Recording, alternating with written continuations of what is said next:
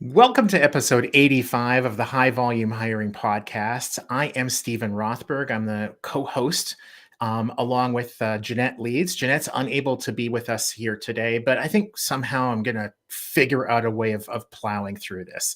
I am joined today by a guy that I've known for a long time. I think I've shared a beer or two with him over the years, but Michael Ang of Jobelephant. It's an employment advertising agency, but I'm not going to steal your thunder. Michael, maybe you can tell the listeners a little bit about you, Jobelephant, when you founded it, what you do, that kind of Sure. stuff. Yeah. Thanks, Stephen. Sure. So I'm Michael Ang. I'm the founder and CEO of Jobelephant. We are what's known as a recruitment advertising agency. First and foremost, we help employers get their jobs distributed to all the different nooks and crannies of the internet. And so we're talking about job boards primarily, but also that can be things like social media. It could be a lot of different places. And the point being to try to find and surface those candidates that you might not be able to source on your own, Mm, uh, and to be able to kind of surface those folks so that you can expand and get a larger applicant pool to choose from. awesome. And so you founded a company, if I remember correctly, 25 years ago? Yes, Okay. exactly. Yes. So you've seen a few things come and go over the years. Yes. And before we dig into that, because I think it'd be interesting to sort of to talk a little bit about like where we've been, where we are, where you think things are going to be going. But let's first sort of do like a bit of a check-in for your clients, because some recruitment advertising agencies work a lot in different niches. Some are Sure. pretty general. They have clients from all different kinds of industries, geographic locations, but who are your ideal clients so that the listeners have a handle on where you're coming from? Yeah, that's a great point. And so 25 years ago, there were probably over 100 recruitment advertising agencies Huh. in North America, of all different sizes. And you had, Bernard Hodis, and you had TMP Worldwide, and some of those older names that still kind of exist in different forms today. And for the most part, most recruitment, when people think of advertising agency, they think of Mad Men, they think of Madison Avenue, they think of having some bourbon or something like that in the office at noon. um, Just but just just at noon? yeah. but the but recruitment advertising agencies are a little bit different. And when I started Jobelephant, I created a .com right as the .com bubble burst. And at that moment, there was a real sea change in the space. That being going from the analog of newspaper advertising to the digital platforms of things like Career Builder Monster. Well, Career Builder didn't quite exist then, but Career Path, its predecessors. Oh, There is also, but you had Craigslist, you had a whole bunch of different online platforms that were really starting to undercut and lower the cost of recruitment. So those really expensive, $25,000 Sunday newspaper ads that you remember, those days are long gone. And now things are really focused on the digital space. cool. And so you're the industries that Jobelephant focuses on: Oh, yes, higher thank you. You're education, right. public, government, Exactly. So North America. Is that about right? yeah, so in marketing speak, they have a segment called SLED, so State Local Education District is what that stands for. Oh, So we specialize in higher education. So we work with about 1,200 colleges and universities throughout North America. And we also, that dovetails really nicely with like smaller government. So think of your county and city mm, government type of organizations where they don't necessarily have the resources in house to do a lot of these types of things. And so we offer a really easy turnkey kind of a solution that helps get them the best talent for their jobs. interesting. And one of the things, just as an aside, that I've learned over the years, we went online in '96, so we're about the same age. Yeah. It wasn't really much of a business until the late '90s, so kind of cut our teeth in the same era. But one of the things I've learned about a lot of government agencies, not all, but a lot of them, is that they really have no recruitment marketing expertise in-house at all. It's just not a function. Right. And is it better, worse, whatever? It's just different than a lot of our corporate friends. Right. And so they're going to come to a job elephant for that help. So another thing that I wanted to talk with you about is just sort of the differences between, say, corporate employers that are hiring at scale versus higher ed government. Um, are you Do you see different collateral, branding, job postings, technology? Like, what are some things that, for the kind of business that you do, when you're talking with your peers at, say, the Radencies of the world, it's like, wow, that's really different. Yeah.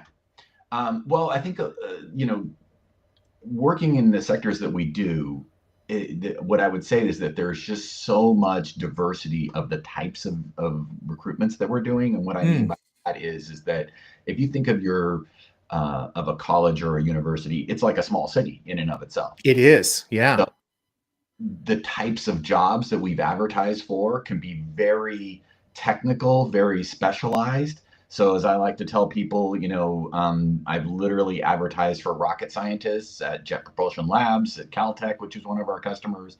I've also, advertised for air traffic controllers. Mm. One of our customers is Penn State. They have an airport. So, there's just random stuff like that happens. And then, of course, these things also kind of dovetail into each other because then one of our competitors might be in healthcare and really focused on that. That's typically why we've kind of positioned ourselves in the market to go after this kind of underserved group, as I feel Mhm. the public sector. And the thing is that a lot of colleges and universities also have hospitals that are associated with them. So we end up being in the same spaces as everybody else because we're everything under the sun. If you think of any of these types of different organizations, like, and again, going to the contrast of like on corporate recruiting, typically those corporations are focused on a certain industry, a certain specialty, whatever that might be. And so that lends itself more to, okay, sure, they need accountants, everybody needs those things, and everybody needs salespeople or some kind of form of that potentially, of core business functions, but they Yeah. don't have the breadth of just and again, just, one of my clients is a community college and they power the local zoo. So, Oh. you've got zoologists and veterinarians and I mean, just it's really amazing how many different niches there are out there. And so that's really focused, and I'll kind of jump to the next subject a little bit, which is that what doesn't work for our customers for the most part is the programmatic advertising. Okay, interesting. I Because was gonna ask you, yeah, I mean, yeah, yeah. we've been to all those same conferences over the last 10 years, and it's the greatest thing since sliced bread. But at least we've all heard those claims, but it really lends itself to what I would say more generic jobs, per se, and not, it's great on the local level, but when you're trying to find those zoologists, they're not on places like Indeed. They're just not, and they're not looking there necessarily, but they're a member of some society or association. And typically those different organizations have their own niche job boards. And so I look at Jobelephant as being a completely different side of the equation. So I think somewhere in the neighborhood of half of all recruitment advertising dollars are spent on programmatic, but that means that the other half is not. Yeah, yeah, So I and focus on the half that's not programmatic. yeah, and, so the programmatic advertising, it basically, the computer's making your buying decisions for you based Right. upon the rules you've provided it. It might be, we only want this ad to run in the US on engineering sites, Maybe and not necessarily, but usually coupled with performance priced, cost per click, cost per application. So Right. shifting from programmatic, which is not overwhelmingly dominant on the corporate side, but it is massively important on the corporate side to high volume hiring. Hmm. You're hiring 100 people, it's almost a given that at least a part of that is going to be programmatic. And it might be done in house directly with your own team. It might be through an ad agency or an RPO or something like that, but it's there. Sure. I hear from you, not so much Exactly. on And your so side. What about cost per click, pay per application? Some of the performance based pricing is that the same? Is that rare for your we call clients, that or is that different? we work with all the players that in the space, and so we can do all those programmatic things as well. I just would say that the underserved part of the space right now is still on the traditional duration-based job postings, because that is going to be that's a pool that is just underserved. One of the things about programmatic that I think that you would agree with is that everybody's fishing in the same ponds. There's Yes. only a certain set, and they're all chasing each other's tail. And so, that lends itself to, like, I don't know, there's at least 100 or so different job boards that are part of these networks and things like that. Mhm. Our network is about 25,000 different media sources. So we're talking about Mm. super hyper localized, hyper niche markets that are just not part of any of those programmatic buys. So I'm Interesting. not anti-programmatic, if you will. There's a use case for that, but the counterpoint that I don't think gets enough airtime these days is the fact that there's still a need for those association job boards. And again, within higher education, because we have so much experience with that, that's where there's conferences. They're doing job fairs at these conferences. There's certain segments or disciplines where the only way to break into certain fields is to go through those scientific organizations. Interesting. So I think I got time for basically one more question, and something that you and I were talking about just before I hit the record button in the green room, as they say, is that a lot of employment advertising agencies that work with basically the corporate market, Hmm. they do a lot of branding work, writing job postings, sometimes even strategy around, you know, um, this employer just closed a factory in such and such a town, and so there's that workforce planning. You're looking to open up a factory. Lo and behold, the workforce you're looking for is pretty similar to the one that just closed. We're advising you to go into that town. Right. I'm kind of hearing from you not so much on in with your clients. That would be a Right. key differentiator. Correct. Well, one of the things we've invested heavily in technology over the last 20 years or more, and been tracking all of our advertising. And because we've got such a foothold within certain segments, again, the municipalities, the county governments, and higher education, and specifically, we've seen a lot of things, and we have our own, proprietary data on Uh-huh. these.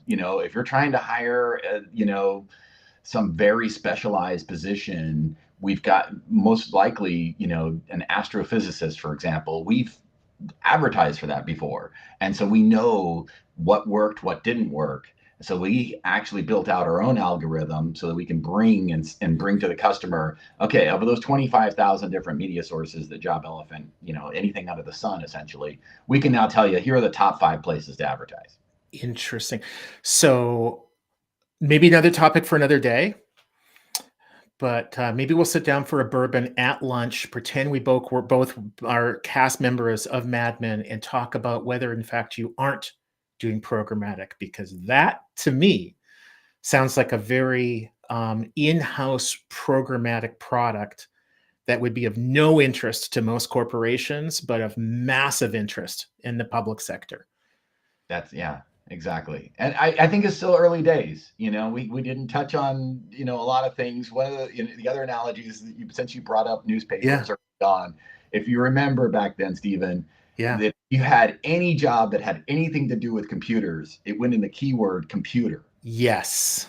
There was like a quarter of the newspaper was computer jobs, Right. Which right? could be programming, it could Be be anything. hardware, it could be that one of your acquired skills is Lotus 123 for those of us of a certain age. Yeah. It was all these things. And so I really feel like when you start to talk about something like AI, now we're just like everything is AI. It's just Yeah. computer.